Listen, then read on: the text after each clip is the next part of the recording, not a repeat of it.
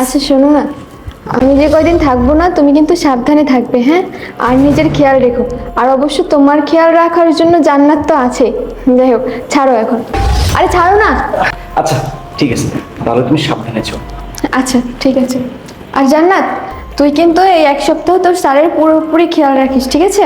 হ্যাঁ, আমি তো খেয়াল রাখবোই। মানে? না না, মানে বললাম আমি স্যারের খেয়াল রাখবো। আচ্ছা ঠিক আছে, তাহলে তোমরা সাবধানে থেকো, আমি আসছি।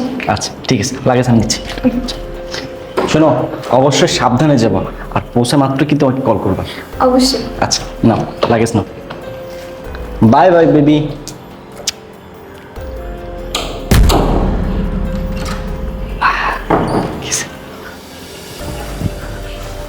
এই, তুই আমাকে কি দেখালি রে?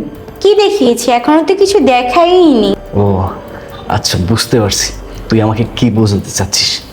শোন, তোকে একটা কথা বলি, তুই যদি আমাকে আদর ভালোবাসা দিয়ে খুশি করতে পারিস, তুই আমার কাছে যখন যেটা চাইবি আমি তোর সামনে সেটাই হাজির করে দিই।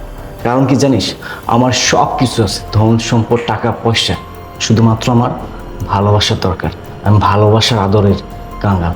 তুই যদি আমাকে খুশি করিস, ভেবে দেখ তুই সব কিছুই পাচ্ছিস। হ্যাঁ স্যার, আমি তো সব কিছুই পাবো। আর আদর ভালোবাসার কথা বললেন, আমাকে একবার চান্স দিয়েই দেখেন না আমি কি পারি। আরে জান্নাত, তুই তো দেখতেছি অনেক অ্যাডভান্স রে। আচ্ছা ঠিক আছে, চল আমরা রোমান্স শুরু করে দিই।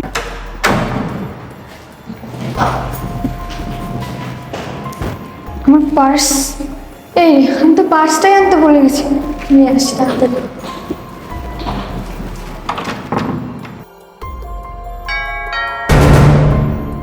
আরে এই অসময়ে আবার কি কলিং বেল দিল। আচ্ছা তুই এক কাজ কর, তুই লুকা। লুকা লুকা, যা যা যা যা, আমি দেখতেছি কে আসলো, যা লুকা। আরে যা, এই এদিকে এদিকে এদিকে। শোন, চুপচাপ থাকবি, একটাও কথা বলবি না। আচ্ছা। আমি তোকে বের করতেছি, হ্যাঁ? থাকিস। এই শালা কি আরে বাবা, আসতেছি, কে এতবার কলিং বেল কেন দিচ্ছেন? বৃষ্টি তুমি, এই তুমি কেন আবার চলে আসছো? তুমি তোমার বাবার বাসায় যাবে না? হ্যাঁ যাবো তো, আসলে হয়েছে কি আমি না আমার পার্সটাই ফেলে গেছি। আচ্ছা আমি পার্সটা একটু নিয়ে আসি। হ্যাঁ এই দাঁড়াও দাঁড়াও, তোমাকে আর কষ্ট করে যাইতে হবে না, এমনি অনেক লেট হয়ে যাচ্ছে তোমার। তুমি এখানে একটু ওয়েট করো, আমি নিয়ে আসতেছি। আচ্ছা ঠিক আছে, কিন্তু দাঁড়াও, জান্নাত কোথায়? জান্নাত, ও শোনো, জান্নাত আমার জন্য কফি বানাচ্ছে, ও ব্যস্ত আছে, তুমি এক সেকেন্ড দাঁড়াও, আমি নিয়ে আসতেছি। ঠিক আচ্ছা আছে ঠিক আছে। আচ্ছা। কি ব্যাপার, এই পর্দাটা এভাবে নড়ছে কেন? মনে হচ্ছে ওখানে কেউ লুকিয়ে আছে। তার মানে কি আমার অনুপস্থিতিতে আমার বাসায়, না আমাকে বিষয়টা দেখতে হবে।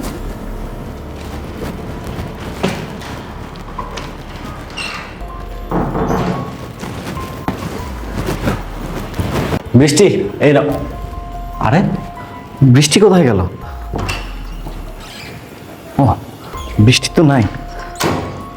তাহলে আমার আসতে লেট হচ্ছে এজন্য কি ও চলে গেল নাকি? যাই হোক, গেছে ভালো হয়েছে, অন্তত আপদটা বিদায় হয়েছে। আমি এক কাজ করি, জান্নাতকে ওখান থেকে বের করে ওর সাথে রোমান্স করা শুরু করে দিই। জান্নাত, ওখানে কে লুকিয়ে আছে পর্দার পেছনে?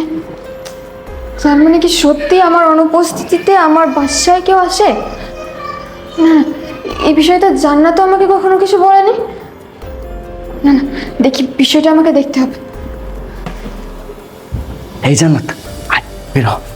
আরে এই সময় আবার কে আসছিল? আরে বলিস না, তোর ম্যাডাম আসছিল। ওই আপদটা না, এই পার্সটা ছেড়ে গেছে, পার্সটা নেওয়ার জন্য আসছে। জান্নাত, কি ব্যাপার? জান্নাত ওখানে পর্দার পিছনে কি করছে? দেখি তো। পরে আমি আমার পার্সটা নিয়ে যাচ্ছিলাম, গিয়ে দেখি দরজায় নেই, চলে গেছে, উধাও গেছে। অবশ্য ভালোই হয়েছে, আপদটা বিদায় হয়েছে। আমরা এখন মন খুলে রোমান্স করতে পারো, বস। জান্নাত, জানিস আমি যখন প্রথম তোকে দেখি, তুই যেদিন থেকে আমাদের বাসায় প্রথম আসছিলি, সেদিন থেকে না আমি তোকে অনেক পছন্দ করেছিলাম, তোকে আমার অনেক ভালো লাগতো। কিন্তু আমি এই কথাগুলো তোকে বলতে পারিনি, আমার মানে ভীষণ ভয় কাজ করতো। কারণ আমি এটা ভাবতাম, আমি যদি তোকে বলি জান্নাত আমি তোকে ভালোবাসি, তুই যদি এই কথা আবার তোর ম্যাডামকে বলে দিস, এটা আমি খুব ভয় পাইতাম। তাছাড়া তুই তো ভালো করে জানিস তোর ম্যাডাম অনেকটা রাগে।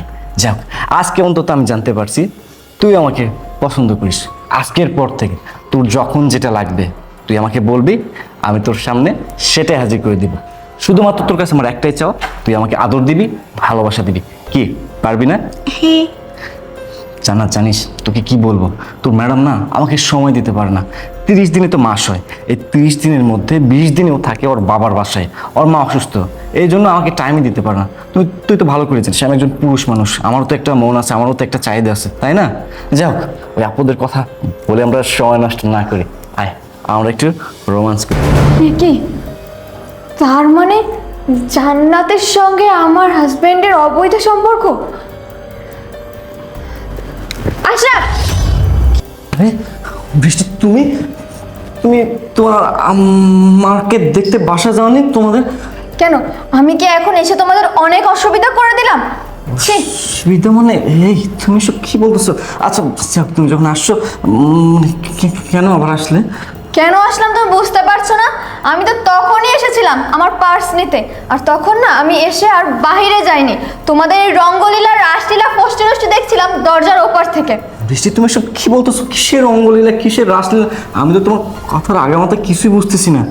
এই তুমি বুঝতেছো না কিছু না? হ্যাঁ আমি জানি এখন তুমি কিছু বুঝবেও না। সে আশরাফ, তোমার লজ্জা করা উচিত। তোমার ঘরে বউ থাকতে শেষ পর্যন্ত কিনা একটা কাজের মেয়ের সঙ্গে তুমি অবৈধ সম্পর্ক করলে। বৃষ্টি চুপ থাকো তুমি। আমি কেন কাজের মেয়ের সাথে রঙ্গলীলা রাসলীলা করবো? হয়েছে কি, আমার চোখে না একটা পোকা পড়ছে, সেটা দেখানোর জন্য আমি দেখাচ্ছিলাম, তাই না রে জান্নাত? তাই না? তোমার চোখে পোকা পড়ছিল? ও আচ্ছা, এই ব্যাপার। So, তোমার চোখে পোকা পড়ছিল, এর জন্য তুমি ওর গায়ের উপরে উঠে সেই পোকাটা বের করছিলে, তাই তো? এই আর কত নাটক করবি তুই?